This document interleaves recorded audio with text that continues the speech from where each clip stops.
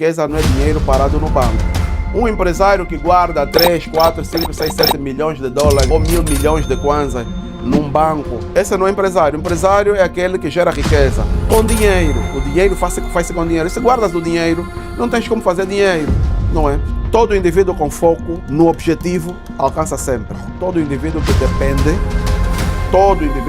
se frustra. Há muitas ideias de negócio, várias ideias de negócio. Coloquem a mente a funcionar. Tem que procurar alternativas.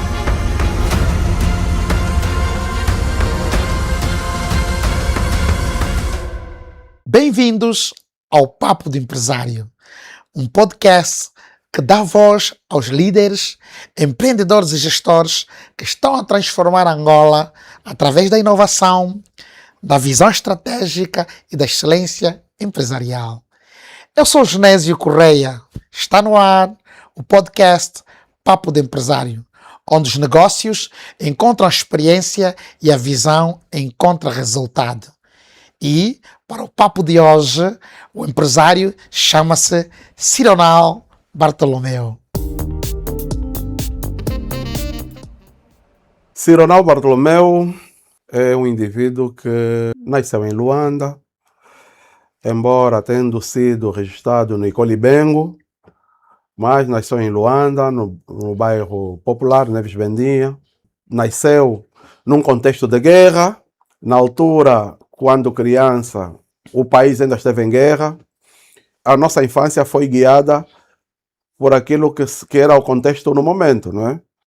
Fomos pessoas que começamos muito cedo naquilo que são os negócios, até porque a minha mãe sempre foi comerciante, até hoje vende na porta dela. Ok. Até hoje vende na porta dela, então nós sempre seguimos essa linha. Eu quando mais pequeno apoiava a minha mãe até nas vendas. Quando ela não tivesse tempo, eu é que ficava lá na bancada dela no mercado, a vender. E então, essa veia de comerciante, de empresário, de empreendedor, é uma veia que começou comigo muito cedo. Até hoje, ela parece que está impregnada no seu DNA. No meu DNA. Começamos muito cedo. Fomos também, eu principalmente, enquanto jovem, fui tendo várias ideias de negócio. Só para ter uma ideia, um dos primeiros negócios que eu fiz foi com um amigo de infância, né? Nós, e há dias ainda estávamos a falar sobre isso. Na casa dela havia um pequeno quintal e criamos um negócio que os nossos pais até ficaram encantados, não vou dizer encantados, pelo contexto. Ok. Nós do dia para a noite resolvemos começar a comprar cerveja, as cervejas em caixa, né, em grades, vulgarmente chama-se, em grades, e fomos vender assim a retalho. Então esse foi o primeiro negócio que eu fiz na vida. Esse foi o primeiro negócio. Desde já quero mandar um abraço ao Pedrosa, ao Pepe. Ok. É meu primeiro parceiro, meu primeiro sócio de negócio, nos anos 90 e pouco, 94, 95. Foi com ele que fiz o primeiro Já negócio. pode também convidar o Pedrosa a seguir o canal e acompanhar essa belíssima entrevista. É verdade. Eu sei que ele está a acompanhar, e se calhar nos comentários vai tecer algumas considerações. Mas foi ele com quem eu fiz a primeira pessoa a realizar o meu primeiro negócio. Éramos pequenos, eu devia ter por aí 17, se tanto, 16 anos. Então foi com ele que realizamos o meu primeiro negócio. E de lá para cá, fomos abraçando projetos. Eu fui cofundador e partícipe no projeto em que uma empresa Jabumba, acho que é demais conhecida, não é? A Farra no Museque. É um projeto da empresa Jabumba, onde eu também fiz parte da direção do projeto. Eu tinha na altura, se calhar, 24 anos, se tanto, e era diretor de operações da empresa. Aliás, foi um projeto que inicialmente fui eu que concebi o projeto, e na sua fase de implementação foi ali que os mais velhos, quando digo os mais velhos, os meus manos mais velhos, apareceram para desenvolver e tomar a dimensão que o projeto teve e aquilo que se ouviu falar do Jabumba. Essa é mais ou menos a história empresarial, como começou aquilo que é hoje o empresário Cironel Bartolomeu. Abraçamos variadíssimos projetos, apoiamos variadíssimas pessoas na implementação dos seus projetos, e isso é que nos tornou úteis, nos tornou mais capacitados no mundo do empresariado. Hoje, não muito divulgado na mídia, não aparecemos muito na mídia, mas aquilo que é o backstage, aquilo que é as coisas que nós fazemos por trás, elas estão ali, aparecem, e quem nos conhece reconhece o trabalho que nós fizemos, e eu acho que é por isso que hoje estamos aqui, não é? Para poder falar um pouquinho sobre aquilo que é o nosso percurso histórico no ramo empresarial. Que valores e que influências, né? Falou aqui dos seus manos, mas que influências consegue narrar aqui que teve no seu processo de aprendizagem ou na adaptação dos negócios que abraçou? Exatamente. Se costuma dizer que a melhor universidade é a universidade da vida. E a universidade da vida nos faz todos os dias aprender. E aquilo que foi o meu percurso como alguém que delineou vários projetos e que encaminhou vários projetos para que eles tivessem o seu curso normal, eu costumo dizer, para que os projetos tivessem vida própria e eles pudessem andar, foi fruto daquilo que é a nossa Universidade da Vida. Nós fomos aprendendo, e aprendendo não só com os sucessos, mas aprendendo também com os erros. Eu costumo dizer que os erros, para nós, também servem como aprendizado. Nós não podemos só aprender com aquilo que tivemos êxitos, não é? Tivemos êxitos também com os erros. E nunca fiquei triste por ter errado. Nunca fiquei triste por ter errado. Porque é dos erros onde nós tiramos lições. É dos erros onde nós aprendemos. E aprendemos todos os dias erramos. Mas estamos felizes por todos os dias errar. Por quê? Porque é em função disso que nós conseguimos contornar esses erros e tomar o rumo que achamos que devíamos ter tomado antes de errarmos. Mas só foi com o erro que nós aprendemos, não é? Exatamente. Pois, então, eu me sinto uma pessoa que não tem medo de errar, pelo contrário, sou muito insistente, as pessoas me dizem que sou muito teimoso, e fruto dessa minha teimosia, eu acho que estou meio realizado. Muito bom. Fruto desta minha teimosia, mas teimosia no bom sentido. Eu Muita sou mesmo resiliência, teimoso. né? Eu sou mesmo teimoso. Eu costumo dizer que, primeiro, nada é impossível. A única coisa que eu sinto que é impossível é voltar na barriga da mãe. A única coisa impossível é voltar na barriga da nossa mãe. Tudo o resto, o não está garantido. Okay. Tudo o resto não está garantido. O que nós vamos atrás é do sim. E esse sim, o que nós fazemos é, cada problema, cada problema que nós no percurso encontramos, temos de procurar 20 soluções. 20 soluções. Eu nunca, isso eu costumo a levar comigo, eu nunca tenho uma solução para um problema. Muito bom. Nunca tenho uma solução para um problema. Eu, se me apresentarem aqui um problema, eu acho variadíssimas soluções para resolver o problema. Se falharem 19, eu sei que uma, pelo menos, vai dar certo. Portanto, mesmo aquelas pessoas a quem eu solicito suporte, eu nunca confio numa só pessoa para me resolver um problema. Ok. Nunca.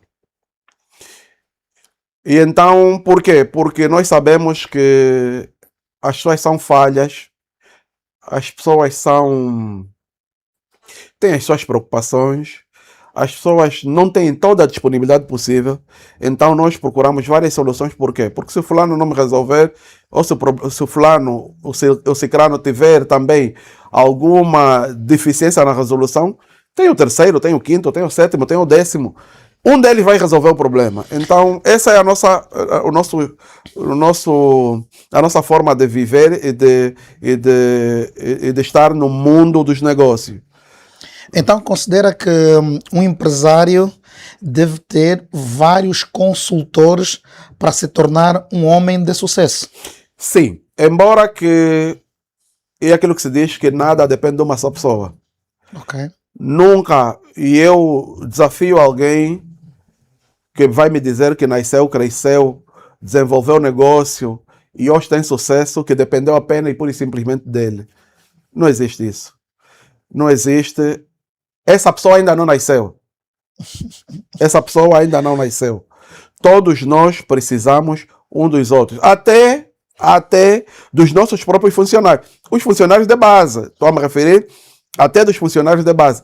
Há problemas que nós às vezes apresentamos que quem nos resolve é o funcionário de base. Portanto, eu costumo dizer que todos são importantes na organização. Todos são importantes dentro da organização e todos são importantes até aqueles que não fazem parte da organização. Eles podem nos dar algum suporte, ainda que for... Olha, há alguns negócios às vezes que aparecem da ideia de pessoas que não estão na organização. Dentro da organização, exatamente. Aparecem. Eu estava a pensar nisso, ou então, que tal fazermos isso? Quer dizer, você vai fazer uma avaliação daquilo que são...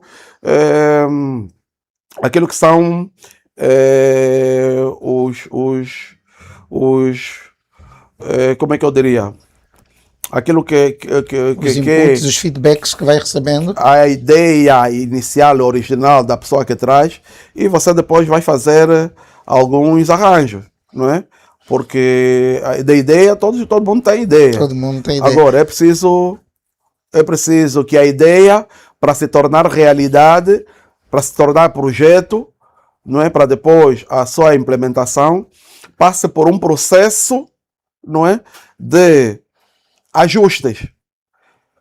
Porque a ideia é como um diamante bruto, ela aparece.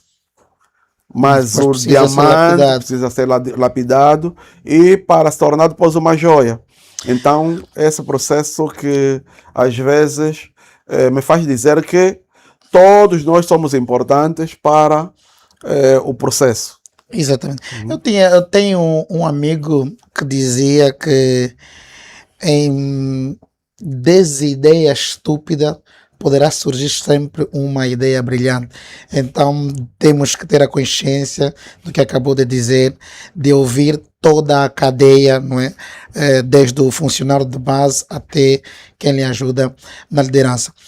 Conhecemos também aqui que o Cironal tem vários projetos, né? E um deles é o Ciro Comercial. Pode nos falar um bocadinho de como surgiu a oportunidade de implementar esse negócio ou esse projeto?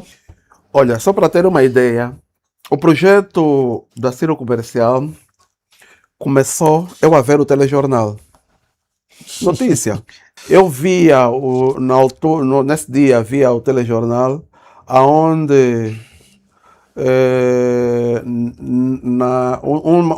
um dos trechos nas notícias dizia que Angola criava todos os dias mais de 500 empresas. Todos os dias. E eu me perguntei, todos os dias mais de 500 empresas? Aonde é que essas empresas se instalam? Será que todas essas empresas têm um espaço onde trabalhar? Será que essas empresas, esses empresários, todos eles, possuem um escritório? Então foi aí onde surgiu a ideia de transformar o edifício da Ciro Comercial num espaço onde os empresários pudessem exercer a sua atividade. E não só as empresas como tal, mesmo os profissionais liberais, os profissionais que não precisam de ter uma série de funcionários, um espaço enorme para exercer a sua atividade, pudessem também ter ali uma oportunidade de exercerem aquilo que é o seu ofício. No caso, os arquitetos, onde eles pudessem trabalhar com as condições mínimas criadas. Para além dos arquitetos, alguns funcionários não, técnicos de contabilidade, não é? Ok. E tantos outros profissionais liberais que pudessem exercer a sua atividade dentro de um espaço com as condições mínimas criadas, onde eles pudessem, por exemplo, poder receber um cliente, poder receber as suas correspondências, não é? Então é ali que me veio a ideia de criar esses espaços de escritórios para empresas, mas também o que nós estamos a chamar agora de coworking, quer dizer que é um espaço onde os profissionais liberais pudessem exercer é um espaço compartilhado, onde os profissionais liberais pudessem exercer as suas atividades. Com o nosso acompanhamento, muitos deles, hoje, sem medo de errar, uns chegaram lá sem sequer uma ideia de negócio, chegaram lá, nós albergamos, demos condições de trabalho e pouco tempo depois eles já tinham 2, 3 negócios. Houve empresários lá, hoje são empresários, que chegaram lá que não tinham um negócio, hoje têm 3 empresas criadas. E já, como eu disse anteriormente, já têm pernas para andar. Quer dizer, o próprio negócio já tem vida própria. Já gerou outros negócios. Já tem vida própria. Já. E não é uma, não são duas, são várias pessoas que podem testemunhar isso que eu estou aqui a dizer. Então podemos considerar o Cironal Comercial ou Ciro Comercial como uma incubadora de empresas ou simplesmente um espaço que alberga empresas já existentes? Exatamente. Nós fazemos 2 em 1. Nós somos uma incubadora de empresas, num segmento de negócio, mas também temos outro segmento de negócio que é mesmo arrendar escritório. Mas essas empresas que entram no nosso segmento de negócio são minimamente acompanhadas.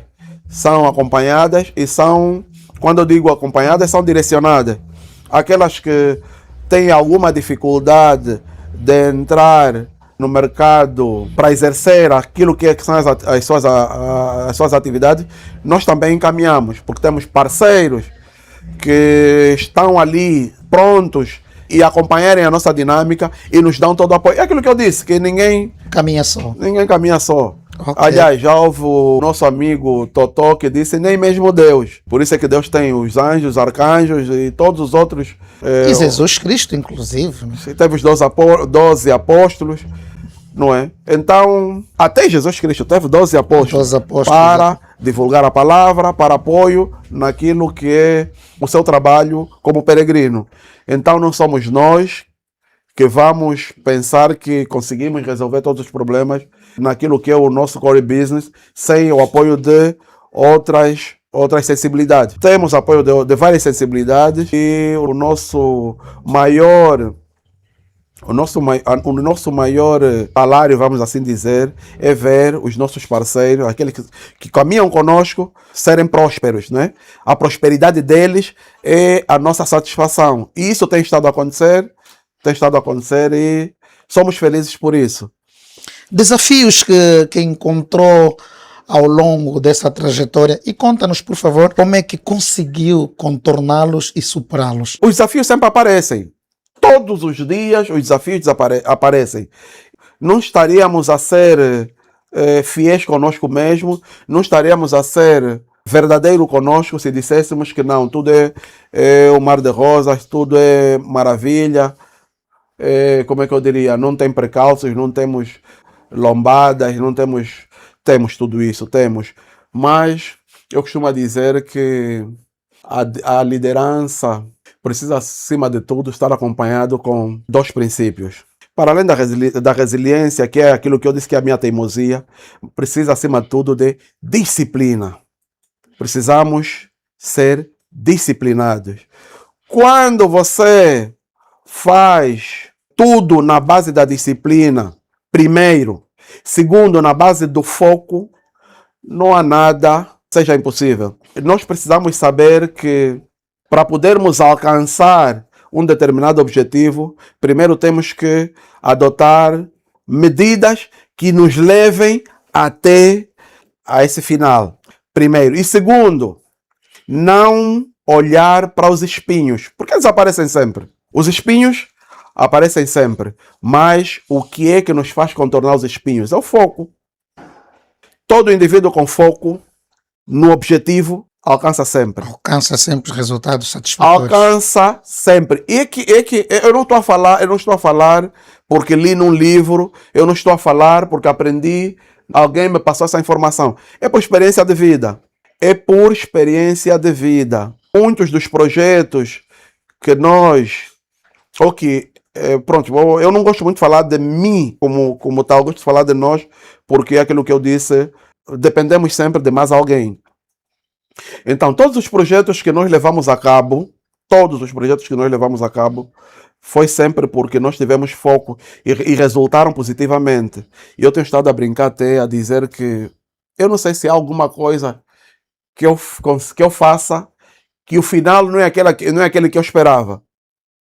Se tem, então são poucos. Muitos vão dizer, então por que você não é milionário? Olha, eu não sou milionário porque nunca criei um projeto para ser milionário. Eu faço da seguinte forma.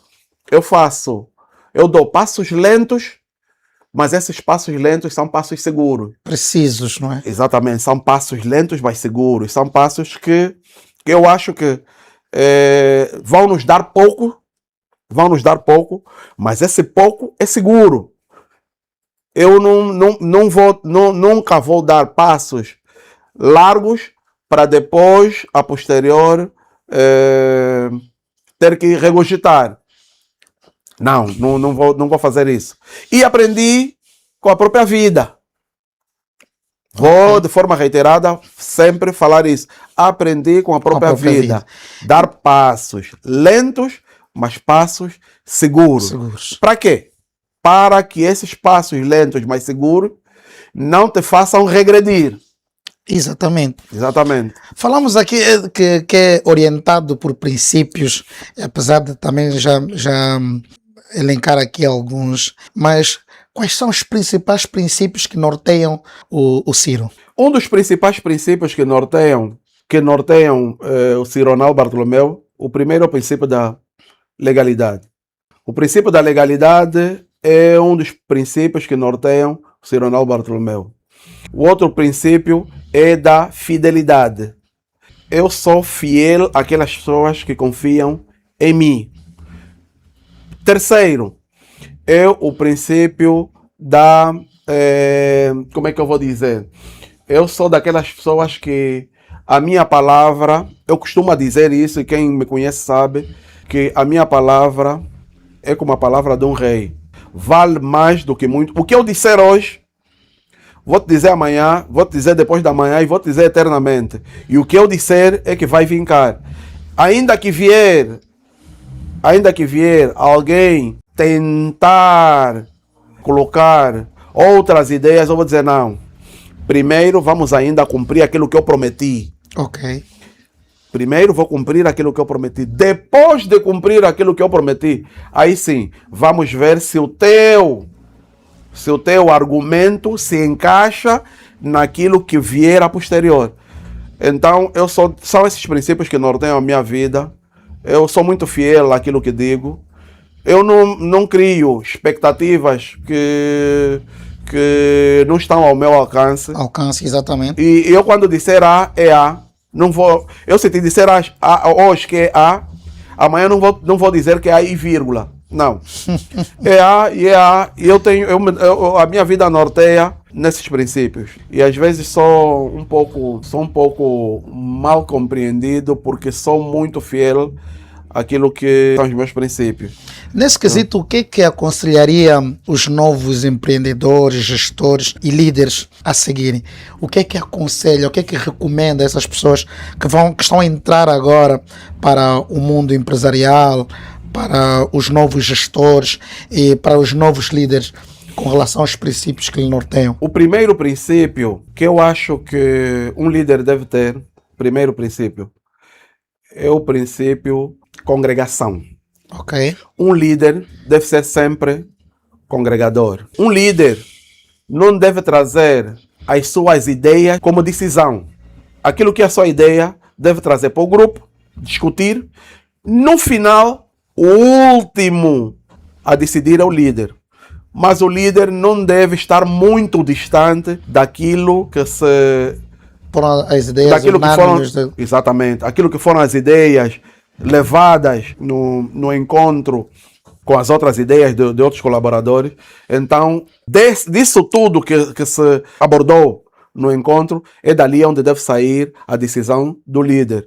Por quê? Porque cada um dos participantes na tomada, ou melhor, na tomada de decisão, deve se rever naquela decisão.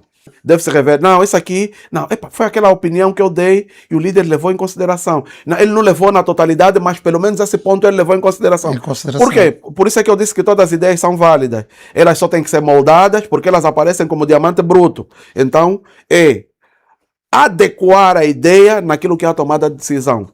Outra ideia que um líder deve trazer para os seus liderados, e principalmente no mundo empresarial, é a ideia da partilha. A informação deve circular. Toda organização que a informação não circula está muito perto do precipício. Porque quando a informação não circula, cria ruídos. E quando cria ruídos, um passo para a destruição. E a comunicação é o veículo mais importante nas organizações. A comunicação deve circular. O que é que, no seu entender, o que é que distingue, não é, um empresário que persiste com o seu negócio e daquele que desiste na primeira queda ou na primeira curva? Costuma-se dizer que quando não pretende persistir ou quando não é resiliente, nem vale a pena tentar. Nem vale a pena começar. Porque o mundo dos negócios, primeiro não é um mundo fácil, porque se fosse fácil todos estariam lá. Não é um mundo fácil. É verdade. Não é um mundo fácil. E ninguém tem sucesso no mundo do negócio, no mundo do empresariado, se não for resiliente. Todos os dias fecham empresas. Todos os dias falha o negócio. Todos os dias somos dotados de frustrações. Por quê? Porque isso não funcionou, aquilo não deu certo, aquilo que eram as perspectivas do meu negócio, os resultados não são aqueles que nós perspectivamos. Mas sabemos que isso, quando nós estamos a entrar nesse mundo, tudo isso nos acompanha. É preciso, primeiro, o empresário fazer a seguinte pergunta: estamos dispostos a enfrentar as frustrações? Estamos dispostos a não apontar o dedo a outrem, culpando pelo nosso insucesso, pelos nossos fracassos? Isso é que devemos perguntar, porque se nós não estivermos dispostos a imputar a nós mesmos os resultados daquilo que são a nossa intervenção no mercado, ou aquilo que deviam ser os resultados da nossa empresa, então não interessa entrar. Não interessa, vamos ter esses problemas. Isso, as pessoas têm que estar conscientes que se querem entrar no mundo do empresariado, terão várias frustrações. Não é as frustrações que nos fazem desistir, nem devem ser. Ok. Se for para desistir, vale a pena nem começar. Não é? A resiliência, acima de tudo, é que vai nos fazer verdadeiros empresários. Porque eu costumo dizer que empresários, e eu vou reiterar aqui, e isso já falamos também em off, que o empresário não é aquele que tem muito dinheiro, não. Não, esse não é Explica, empresário. então, quem é de facto O empresário, empresário? o empresário é aquele que faz circular o dinheiro. É aquele que tem a dinâmica de criar riqueza. Riqueza é o quê? Riqueza não é dinheiro parado no banco. Criar riqueza é aplicar o capital disponível para gerar rendimentos. Esse é que é o empresário. Um empresário que guarda 3, 4, 5, 6, 7 milhões de dólares ou 1.000 milhões de kwanzas num banco para esperar que, eu não sei se é para inflacionar ou para que a inflação esteja a seu favor ou a deflação esteja a seu favor. Esse não é empresário. O empresário é aquele que gera riqueza. O empresário é aquele que sabe fazer dinheiro. Com dinheiro. O dinheiro faz-se com dinheiro. Se guardas o dinheiro, não tens como fazer dinheiro. Não é? Eu costumo dizer também que o capital é para ser investido tanto em aquisições, assim como em outros bens patrimoniais. Ativos financeiros, exatamente. Sim, sim. Quando eu digo que patrimônios, vamos comprar imóveis ou móveis, não é? Imóveis ou móveis, mas que esses imóveis ou móveis geram receitas para que esse capital, essas receitas geradas, sejam reinvestidos para outros recursos financeiros, outros projetos, para que geram outros recursos financeiros. Não é guardar dinheiro para que podemos assim considerar que o indivíduo é rico ou empresário de sucesso. Empresário de sucesso. Todo empresário de sucesso não guarda dinheiro. Então você que está lá em casa já sabe que para ser um empresário de sucesso deve estar ligado ao podcast Papo de Empresário. E se chegou até aqui e ainda não segue o nosso canal, subscreve para ter conteúdos como este de grande valor. Ciro, como é que avalia o ambiente de negócio em Angola? O ambiente de negócio, o ambiente empresarial? O ambiente de negócio em Angola. O ambiente é assim, o mercado ainda é favorável. Okay. E eu vou justificar. O mercado é favorável por quê? Porque o mercado está aberto para investimentos. O mercado está aberto. Olha, o nosso mercado ainda não é agressivo ao ponto de que um indivíduo, se quiser abrir um negócio, tem muita concorrência. Eu avalio o nosso mercado como um mercado que ainda tem muitas portas abertas. Agora, o que precisamos realmente é que cada um faça o seu papel. A banca deve fazer o seu papel, o Estado deve fazer o seu papel como elemento regulador, né, o Estado, e a banca deve fazer o seu papel como elemento que impulsiona o mercado, concedendo créditos àqueles que precisam empreender, mas também há um outro senão mudar a consciência dos nossos empresários. Nós sabemos que, e eu costumo chamar de pseudo-empresários, aqueles que recebem créditos, em vez de aplicarem o capital que foi concedido por via de crédito naquilo que deviam ser o investimento para engrandecer ou para fortificar o negócio, colocam esse capital. Situações que menos boas, né? Já tivemos aqui no nosso mercado pessoas que receberam crédito, foram comprar casas em Portugal, foram comprar mais uma outra viatura, e aquilo que era o foco da concessão do crédito, se calhar recebeu 10, 15 ou 5, e até quem nem sequer colocou nem 1% daquilo que recebeu como crédito para o investimento Não colocaram absolutamente nada. Ah, está esse indivíduo. Há quem em concreto arranjou mais 3, 4, 5, 6, 7 mulheres. E pronto, para esses pseudo-empresários, esses até pronto, eu não sei, se calhar são indivíduos que, pronto, perdoados, né? Porque eu acho que depois que colocam-nos todos no mesmo saco. Colocam-nos todos no mesmo saco. Porque quando a banca diz que tem créditos mal parados, por indivíduos que pediram crédito, nem sequer colocaram o crédito, pediram Foram crédito, concedidos os créditos. créditos, isso é grave, é grave. Essa é a consciência que deve mudar os nossos empresários e o cidadão angolano. Nós temos que parar de ser consumistas. Nós temos que parar de depender de salários, embora que uns vão depender de salários, mas estou a me referir a empresário. A empresário, ele depende daquilo que recebe para consumir. Quer dizer, ele recebe e consome. Não consome para o projeto, não consome para os seus fins pessoais. Os seus fins pessoais. Isso não é uma questão só do empresário. Vamos dizer que é uma questão mesmo de muitos angolanos. Não estou a dizer todos, mas muitos angolanos têm esse problema. Consumismo. Ele costuma-se dizer na gíria chapa ganha, chapa gasta. E também chamar a nossa juventude para terem o hábito de criar, criatividade. Os outros lá fora, muitos dos projetos que nós vemos e que nós compramos para utilizar, é a juventude que cria esses projetos.